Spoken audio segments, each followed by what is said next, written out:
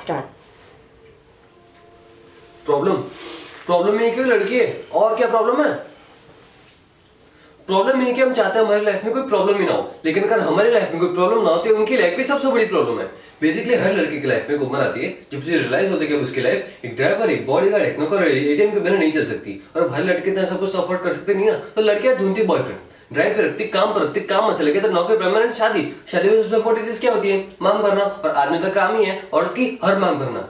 अबे नौकरी जाने का पेपर पे खत्म होता है, लड़की गायब। ऑफिस वाले इतनी जल्दी आई कार्ड नहीं मांगते हैं जितनी जल्दी तलाक मांगती है। बेसिकली अगर एक बार भी लड़की को पर्स में डालना पड़ गया यानी गायब, पर्स में के स्टैंड वाली घड़ी रखी हुई थी, साला हाथ डाला गायब। अगर सच में बिल भरना ना तो बिल भरो, बिल भरना चाहने का नाटक मत करो, बिल के अमाउंट के हिसाब से बिल भरो, हर बार बिल भरो। और सुन, लड़कियां ना माँ बाप के सामने गेव मारने के सब नाटक करती है। ऐसा कभी नहीं होगा कि तुम 2 लाख कमा रहे हो और माँ बाप के प्रेशर में 50,000 वाले से शादी कर ले। वो माँ बाप सब तब तक फाइट करती है जब तक एटलीस्ट तुम्हारे कंपैरिजन का कोई लड़का नहीं ढूंढ लेते। फिर चल जब ब्रेकअप करेगी तो ये नहीं कि बस चली जाए लाइफ से, चलो 10 दिन तक डिस्कशन करेगी कि क्यों कर रही है। अचानक से इस बात की टेंशन हो जाएगी कि तुमने खाना खाया कि नहीं, अब इतनी कजन है तो छोड़ी क्यों रही हो। बेसिकली होना चाहिए कि तुम मुझसे पूछो तुमने खाना खाया, फिर वो कहीं नहीं, फिर तुमको प्लीज खा लो, फिर वो रोए और ये बात एस्टैब्लिश हो जाए कि ब्रेकअप जो उनके चप्पे की वजह से हो रहा है उसमें सबसे बड़ी विक्टिम ही वही है। साली सेल्फिश कहेंगी।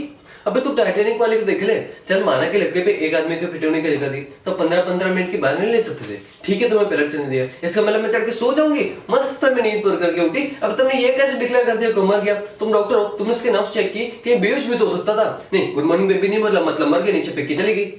साला सोने से पहले बात करनी है, उठने के बाद बात करनी है। भाई दिन पूरा नहीं पड़ता क्या कि आदमी सोने से पहले 2 मिनट चैन से लेट नहीं सकता क्या? और क्या है 8 मिनट स्लीप? और चलो इन्हें सुलाने के लिए मैं वो भी करने को राजी हो जाऊं, लेकिन सोते सोते रात रात पे ऐसी कौन सी भयानक घटना घट जाती है के साथ फिर से बात करनी है? बेबी ये करने हो गया, तुम्हारा फोन नहीं आया। अबे आधा घंटा ना मुझे खुद को जगाने में लग जाता है। फिर आदमी हगता है, ब्रश करता है, नहाता है, शुरू दिन के बारे में सोचता है। हर आदमी का फंडामेंटल राइट है हगते हो सोचना, लेकिन ना तुमसे तब भी बात करनी है। भाई शादीशुदा आदमी हमेशा ऑफिस के लिए लेट क्यों हो रहे होते हैं? क्योंकि जो टाइम पे उठते हैं वो बाहर करने में लेट हो जाते हैं, और जो समझदार है उठते ही लेट है कि सलाह उठो तैयार और भागो, बस बात ना करनी पड़े। और ये सब बर्दाश्त करने के बाद इनका सबसे बड़ा स्यापा ये है कि ना सेक्स के बाद भी बात करनी है।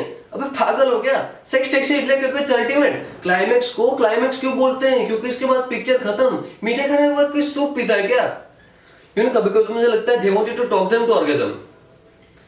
इन लड़कियों की ना हमें से सिर्फ 2 नीड्स होती है, आई लव यू और सॉरी। साला आई लव यू बोले तो बोलेंगे why do you love me, यानी हर 2 महीने जाना why do you love me या I love you but give me 5 reasons why you love me. अबे पागल हो क्या यार, इतना कौन सोचता है बे? सुना नहीं तुमने कभी प्यार एक एहसास है? और उससे बड़ा सियापा है सॉरी, क्योंकि इवेंचुअली हर आदमी थक हार के सॉरी बोल ही देता है, लेकिन सॉरी बोलने के बाद मामला खत्म नहीं होता। सॉरी बोलने के बाद असल मामला शुरू होता है कि तुम्हें पता है कि तुमने सॉरी क्यों बोला? अरे तुम्हें ये भी नहीं पता तुमने सॉरी क्यों बोला? जिस बारे में लड़ाई हो रही है उसी बारे में सॉरी बोलो ना।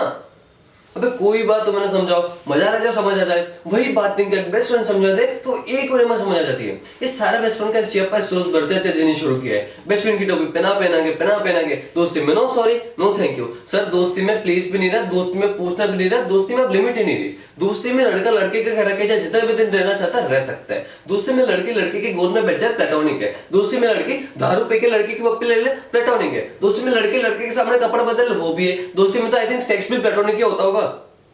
यानी कि कपड़े के बारे में जरा सा कुछ बोल दो अचानक से फेमिनिस्ट टाइप हो जाएगी। You can tell me what to wear. अच्छा तुम मुझे बता सकती हो कि मैं क्या पहनूं, तो मेरा बताना अचानक से ये इक्वालिटी, लिबर्टी, इंडिविजुअलिटी, फ्रीडम, सोवेरेनिटी का इश्यू कैसे बन जाता है? और ये सारा भैंस की आंख फोन तो सबसे बड़ा दुश्मन है आदमी का।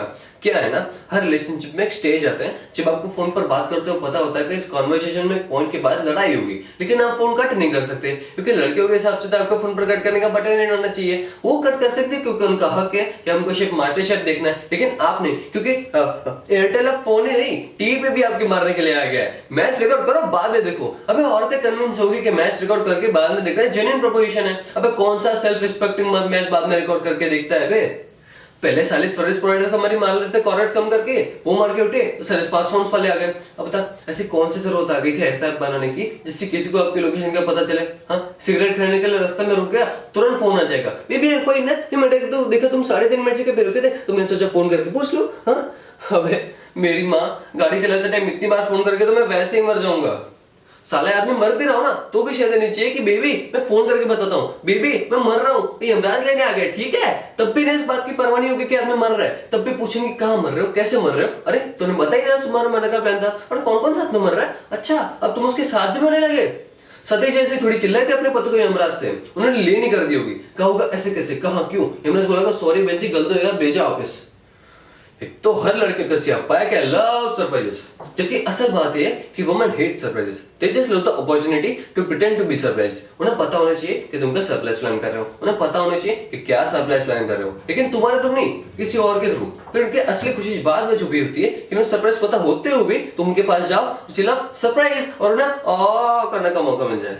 लड़कियों के हर सवाल में एक दूसरा सवाल छुपा होता है, लेयर्स होता है। तुम्हें लग रहा होगा तुमसे पूछे छोले कैसे बने, अगर तुम्हें अच्छा लगे तो ठीक है, गलती से भी उस छोले में कुछ कमी निकाल दो तो वो रेसिपी उसकी माँ ने दी होगी। और अगर तुम्हें माँ की दी हुई रेसिपी के बने हुए छोले नहीं पसंद, मतलब तुम उसकी फैमिली को हेट करते हो। लड़कियों को ऐसा क्यों लगता है कि क्योंकि उनके माँ बाप भगवान का रूप में, अगर तुम लाइफ में कुछ भी सीख सकते हो तो उसके माँ बाप से ही सीख सकते हो। और हाँ, वो तुम्हारे माँ बाप के बारे में कुछ भी बोल दो कोई टेंशन नहीं, तुम उनके माँ बाप के बारे में जरा सी लाइन बोल दो तो थर्ड और फोर्थ वर्ड दोनों एक साथ हो जाए। हाँ, तुम मेरी माँ को मैनिपुलेटेड बोलो कोई टेंशन नहीं, मैंने तुम्हारी माँ को सिर्फ टच किया बोल दिया, इतनी टच होते थे कि हफ्तों तक टच करने को ना मिले। इस सब के बावजूद हम लड़कियों के साथ है, और जो नहीं है वो डेस्परेटली लड़कियां ढूंढ रहे हैं। क्यों क्यों क्यों? क्योंकि रिश्वत देती है वो। Bribe is institution started by woman, क्योंकि इनके पास जो देने का रिश्वत है वो कभी खत्म नहीं होने वाली, और हम साले रिश्वतखोर अपनी मराए जा रहे हैं। इससे तो साले अपने हाथ से ही शादी कर लो।